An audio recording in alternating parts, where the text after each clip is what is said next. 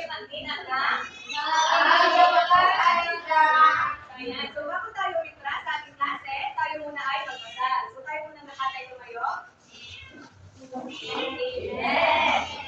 So, ayan. So, bago tayo umitra sa ating klase, meron bang absent today? Nakabit na talaga. Dahil ngayon ay walang absent. So, ngayon, bago tayo mag-proceed sa ating lesson, babasahin muna ni teacher ang kasunod. Pwede niyo ba magsabayan? So, ang class rules natin ay makasakap action. So, ang pagkansya nito ay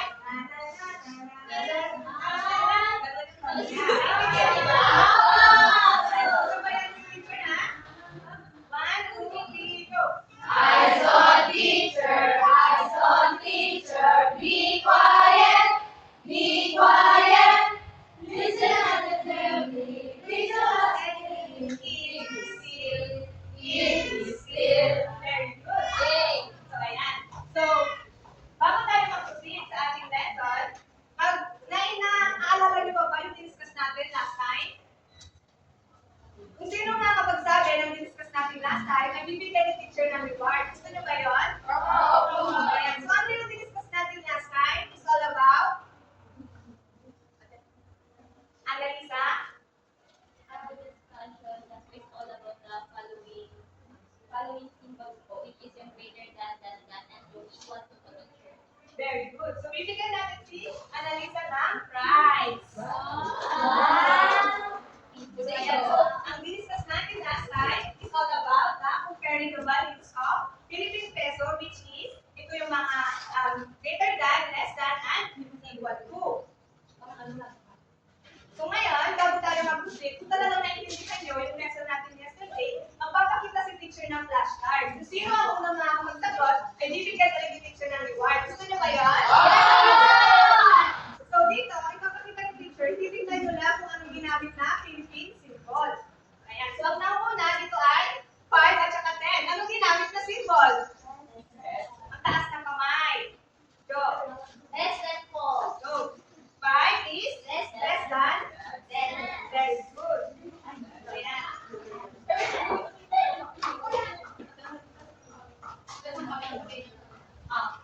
Ang susunod naman ay Jenny. 5 is greater than 1 peso. Tama. Palakpakan natin si Jenny. At ang last ay ito. Yula. Tama. Very good.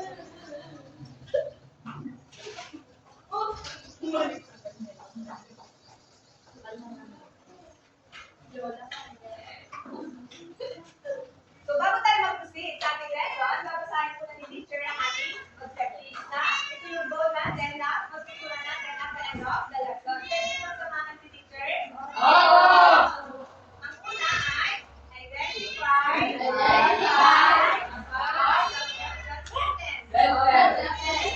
Ang pangalawa ay describe subtraction in a way from a given set of object or numbers. At ang pangatlo ay subtract number 20 using the variety of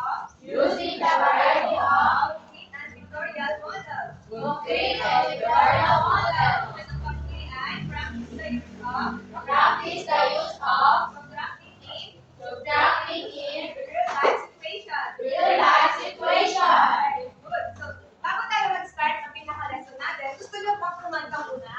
Ayan. So, tayo muna ay tumayo lahat at tayo ay mag-patrol. Tumayo muna tayo lahat. So, ang energizer natin ngayon ay related siya sa topic natin mamaya.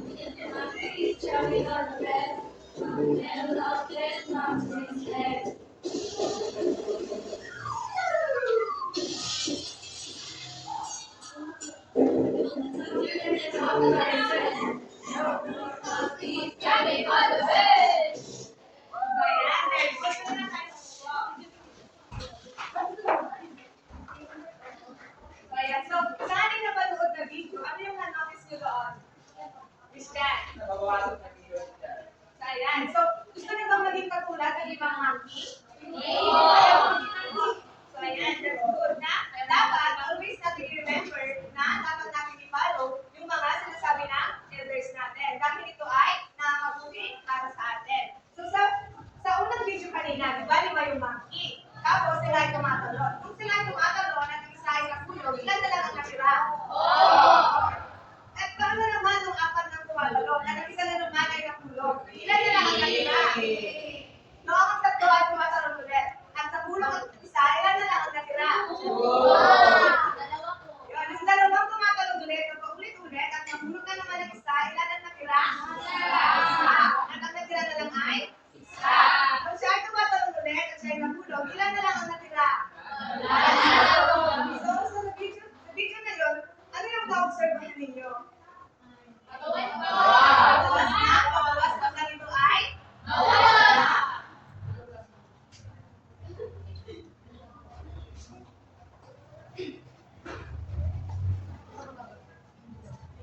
So, ano na anak, kaagalan ka mo is all about, everybody read?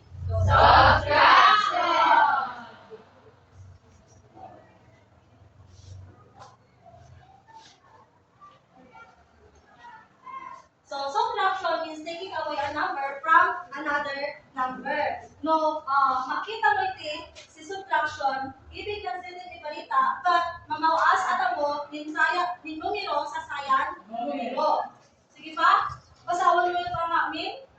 Means taking away a number from another number. Okay, very good. So, lain yung tintawan ni teacher na nalilitin like lang. So, manin, mainin, mapulo piso o tan, magtapoy sayan, estudyante, ni mamuti sa dapan, ni manalilitin sa tintawan ko. Pwede ka mo masalata, sige mapulo, at libriyatan na ako na. So, sige na ba yung mamuti sa dapan ni manalilitin? Terus siya. So, ano yung step? Ibig ko isi, mapulo piso, tingno. So, ano yung ba yung din sa limang ko namin like yung katawan ko? Diba? Are you sure? Sige. Ito yung bingo, cut. This bingo costs 7 pesos. So, may mapulo ang piso na, hindi na pulo. So, ano ka di ang matry sa mapulo na? So, then, akala lang mo. So, paano ka mo yung makala? Is that yours? Bukan mo na dati.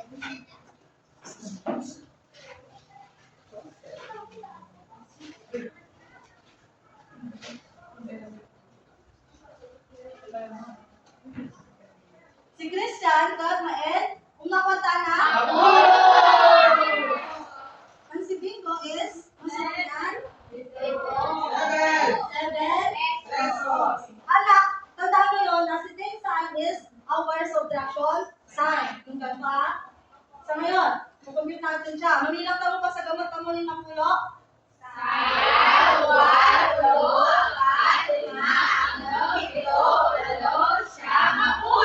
Sige yan, mamilang ka tamo pito sa gamot tamo.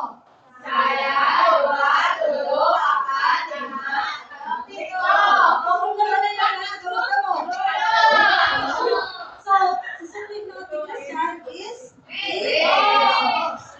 So,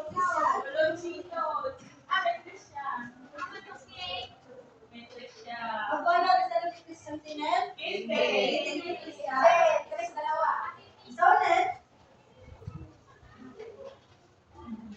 pag-usapan naman natin yung parts ng ating subtraction. Pag itong 10, ito yung CTA ang tawagan tamon?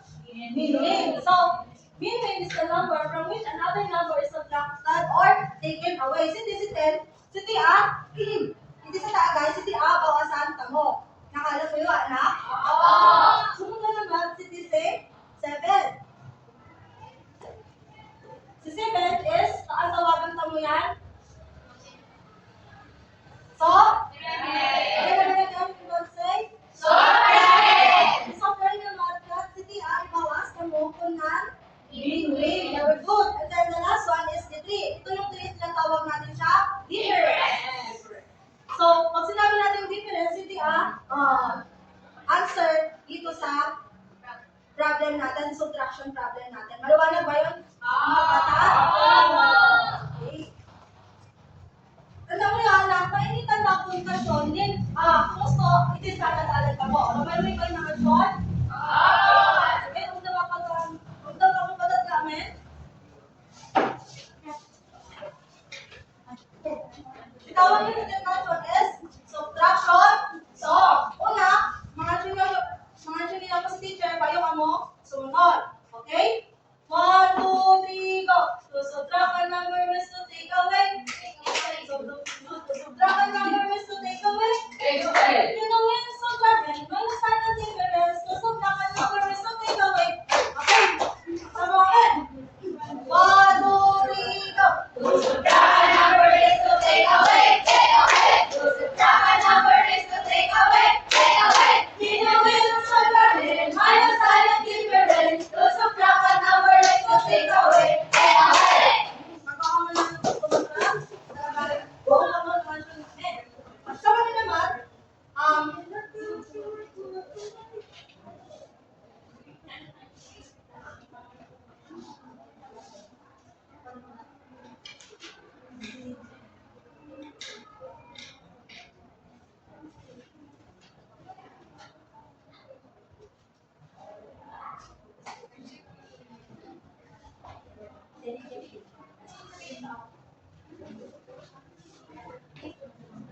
Tawanan na naman kami pakit ko kayo ni pictures.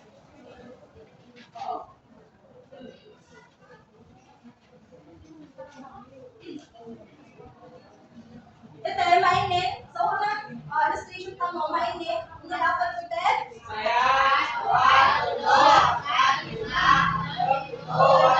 So, din, mainit, walon, mansanas na mute. So, din, bawasan ko yan ni, no, kung anak ka din, mata. Very good. Next. Mainit, 1, 2, 3, 4, 5, 6, 7, 8, 9, 10, 11, 12. So, din, mainit, 12, o sayan, 12 na ni donuts ko. Sino meron kayo mo yung ating donuts? Halos namin eh. So, bawasan ko yan ni limara. Kung ano ka din, ang mag-drop sa donuts ko. I read. 7 po. 7, very good. Next one, how about this problem? Ngayon, yung nasa baba is yung ibabawas natin dito. So, ilan na lang kaya ang matitira? If you want to raise your hand, if you want to raise your hand. Talent. Very good. Wala. And then how about this one? Meron ako dito buyo or this. So, meron ako dito 5. Tapos, babawasan mo siya na 5. Ilan kaya ang matitira? Yula. Oh. Wala na sure ka? Oo.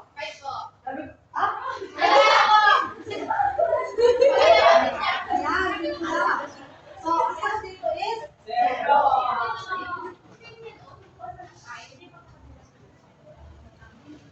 Again, ano na ulit ang tawag natin dito? Dito. Ano yung tawag natin?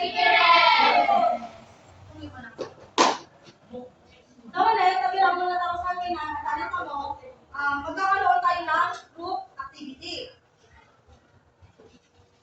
So, ang tawag natin dito sa ating group activity is subtraction puzzle. Itong mga to is isusolve ninyo, and then may mga pupuhin kayo dito, and then kailangan nyo siyang i-present dito sa harapan ng buo. Maliwanag ba yun?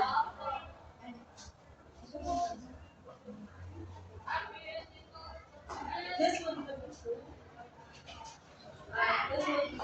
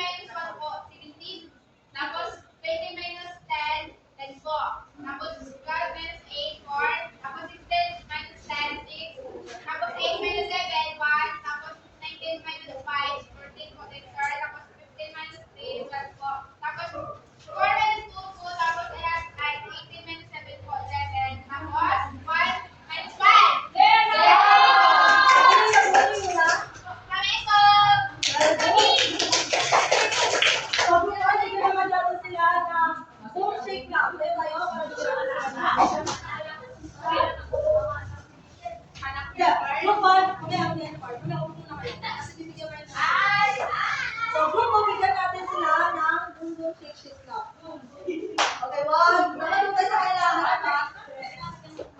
So, ganito lang yun. 1, 2, 3, go. 1, 2, 3. 1, 2, 3. Boom, boom. Shake, shake. Ganun lang. 1, 2, 3, go. 1, 2, 3. 1, 2, 3. Boom, boom. Shake. So, pupunta ko sa ba kayo? Yes. Mamili kami sa representative ngayon. Bigo. Teacher. Ingat dinigit.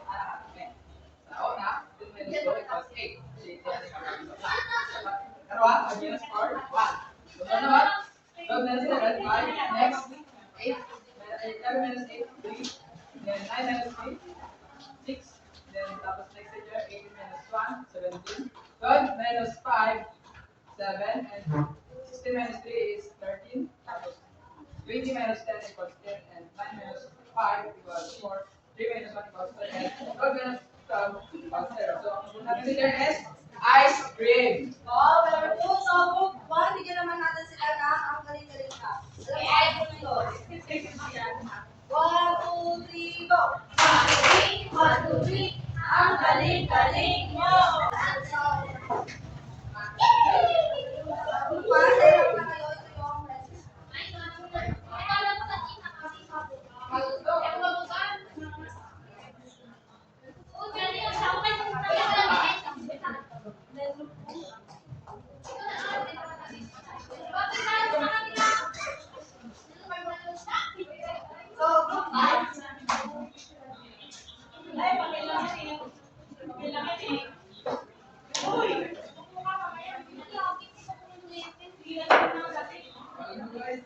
So, kung talaga naiintindihan nyo, meron akong mga 5 questions dito. Unang tanong, you have 15 stickers and you give 3 to your friend. How many stickers do you have left? Mikey. Maybe go. You have 5. Well, bakit ba, Mikey? Okay, very good. And then next one. So, there are 3 12 pencils in the pencil case. You took 4 pencils. How many pencils are left? Ayan.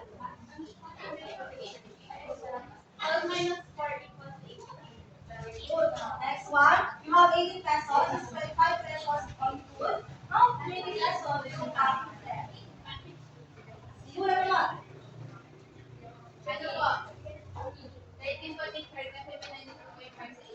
Very good. Next one. Last 2 questions.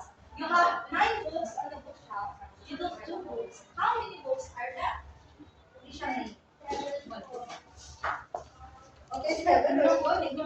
Last. You have 20 minutes before class. Use 8 minutes to be ready. How many minutes do you have left? Hindi siya. Very good. So, ayan. So, kanina, di ba? Teacher lang na rin ay meron siyang mentor na tinatawag ay honesty score. So, ngayon, meron tayo mini score dito. Sino ang gusto mag-volunteer na bibili? So,